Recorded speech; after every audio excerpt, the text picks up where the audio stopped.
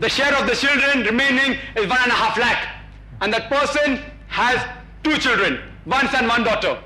According to the Islamic Sharia, the son gets 1 lakh rupees and the daughter gets 50,000 rupees. But out of the 1 lakh rupees which the son receives, he has to spend maybe the majority of it on looking after his family. Maybe 80,000 of 1 lakh he has to spend on looking after the family. But that lady, when she receives 50,000, she does not have to spend a single pie on looking after her family. The next question we'll ask from the chat. We would request you to put brief questions, and I would request our speaker to give brief answers, because we have only about 25 minutes left for the question answer session. This is from Bijay from IIT Powai, Bombay. He asks, Islam does not allow intermingling of sex in workplace. Is this modernizing or outdated? Please explain. Another connected question is, can a woman work as an air hostess since it is a decent and highly paid job? This is from Sujat. Regarding the first question, that Islam does not allow intermingling of sexes. Is this modernizing or outdated? If you mean by modernizing that you keep your women for sale, that you can intermingle with them, or you can even take the profession as modeling, then I feel that Islam is outdated. Because women, by the Western media, by the Western culture, they have said that they have given more rights to the women. They are raising the status of women. Actually, they're degrading it. According to statistics, it tells us that 50% of the women in America who go to universities and workplaces are raped. Do you know that? 50%. Why? Because most of the jobs in America involve intermingling of sexes. If you think that a lady should be raped, it's modernizing, then Islam is outdated. If you think not, then Islam is the most modernizing.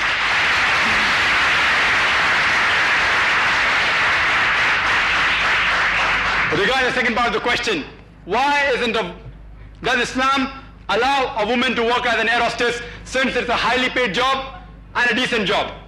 I do agree with the first part. I do agree it's very highly paid. But the second part, let's analyze. The air hostesses are normally chosen. Main criteria for selecting air hostess is beauty. You will never find an ugly air hostess. They are selected because they are young. They are selected because they are attractive. They are made to wear clothes which are against the Islamic ethics. They are made to wear cosmetics that attract the customers. They have to tend to certain needs of the passengers, which are mainly men, in which there is close approximately between the man and woman. And many a times, the gents passenger, unnecessarily, they involve in conversation with the air hostess. And even if the air hostess wants to give a fitting reply, she can't, because her job is at stake. Many a times, the passenger may say, "Madam, please tie my seat belt."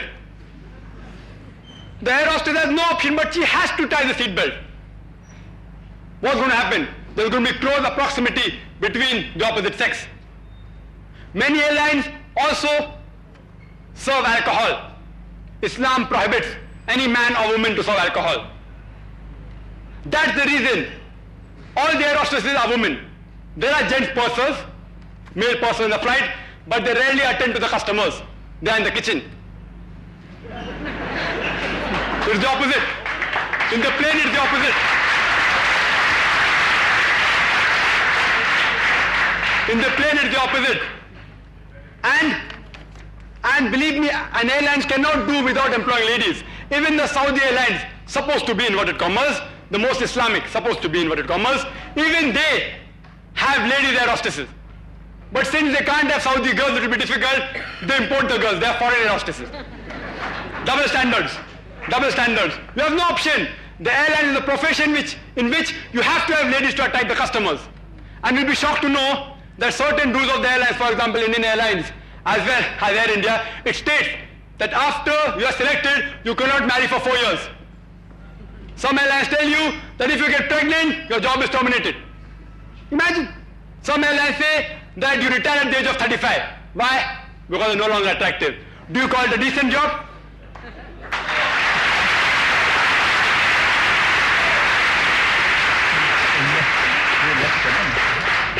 The next question, please. In the name of Allah, most gracious, merciful and bountiful, Assalamu alaikum. I'm Parveen Alavia, a practicing lawyer and a researcher in world religions. My question to you, Dr. Nayak, is, you mentioned the solitary illustration of a woman who told the body that she was forced into a marriage and her marriage was allowed to be invalidated. This incident took place years ago. I want the year, if possible, the body. Quran is the constitution of the rights of women and men. Is there a body? If so, name it, which also enforces the breakage and rights. Thank you. Sister has asked a very good question. She has asked that about the rights of the woman. It's very well laid down in the Quran and the Hadith. And if a woman is forced into marriage, the marriage can be invalidated. Is there any body today existing which can invalidate such marriages? There are many bodies, example in Iran as well as in Saudi Arabia. Unfortunately, the Indian government doesn't allow the Muslim community to have such courts, though there's a Muslim personal law, but all the rights are not given. If you request the Indian government to allow us to have such boards out here in India, then inshallah even in India we'll have such bodies. They have given only certain rights, not all the rights. The next question from the chat: is co-education allowed in Islam? This is from Rashid Sheikh. He's a student. Is co-education allowed in Islam? Brother asked the question, is co-education allowed in Islam? Meaning, can male and female study in the same school, college or universities? First, let's analyze whether male and female can study in the same school. There was a report which came last year in the World This Week, and it gave the survey of the schools, both unisex schools as well as co-ed schools in the UK. And the survey said that the overall result of a unisex schools was much better than a co-ed school. When interviews were taken of the teachers, they said the students in unisex schools concentrated more than the co-ed schools. When interviews of the students were taken, they preferred studying in co-ed schools than unisex schools. And you know the reason very well why. And that survey continued. It said that people in co-ed schools spend more time in becoming popular with the opposite sex. And besides lack of concentration, they gave very smart answer to the teachers. And they spend more time in dating than in gaining education in school. And the last point of that survey was the UK government was thinking of setting up more unisex schools in the country. According to the American report, it said that girls in school spend more time in picking up illicit sex techniques from their classmates than acquiring knowledge from the teachers. In India, the same thing is happening to a greater or lesser extent. Let's analyze the males and females together in the colleges and universities. All the points I mentioned for schools, they are magnified when it comes to colleges and universities. According to a report of Newsweek, which was published on 17th of March 1980, on page number 50, it said that the sexual assault of the women in the universities was given. And it said, I won't repeat the full history of that report because time is short, but the main point is that lecturers and professors, they forced the ladies into sexual harassment in exchange for a better grade. Same thing is happening in India, in Bombay.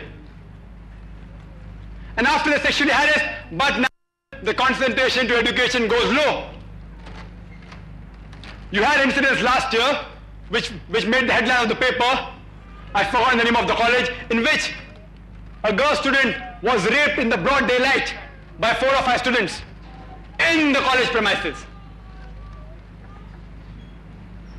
And out, according to a report which came day before yesterday in the Times of India on the 26th of August, it repeated the report of New York Times. It said that 25% of the ladies that go to schools and universities in America are raped. My basic question is, do you want to send your child to a school